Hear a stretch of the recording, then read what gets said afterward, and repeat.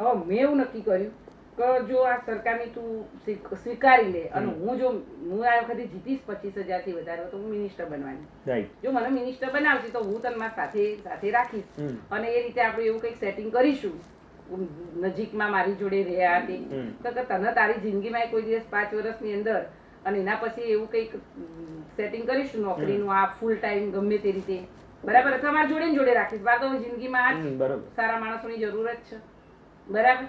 અને એ રીતે આપણે આખું કરીશું પેલું 50 લાખ રૂપિયા પતી જવું એના કરતા આ એક સારી પોલિસી એવું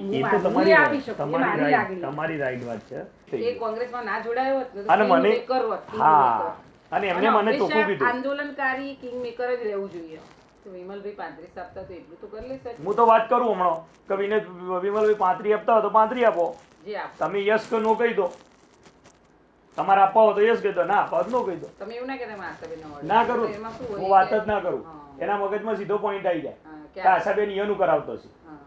એટલે હું કાલનો આજ વિચારતો હતો કે આશાબેન નું આપણે કોઈ વાત નહીં કરવી. સત્તા હોય ને એટલે બધા આપો સત્તા ના હોય એટલે કોઈ ના આપે. આ તો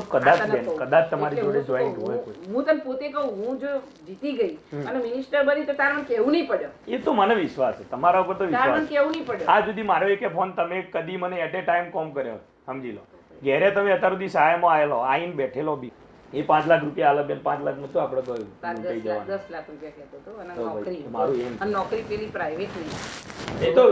પ્રાઇવેટ સેક્ટરમાં જ કહેતો હતો ગવર્નમેન્ટ એટલે હા મને કીધું હતું એને ગવર્નમેન્ટ કે હું બ્રિજેશ નોકરીનું કરાવી દઉં આ તો શું બેન હવે તમારા થ્રુ નહીં કેવડાવું હું આજે ટ્રાય કરી જોઉં ચિરાગને સીધું કહી પણ તું હાલ એકદમ ઓપોઝમાં ના જતો ઓપોઝમાં કોઈ વાત નહીં સાંભળો મારી વાત મારે કશું કરવાનું નહીં મારે સમર્થન જ કરવાનું હોય ઓપોઝમાં તો જવાનું એ નહીં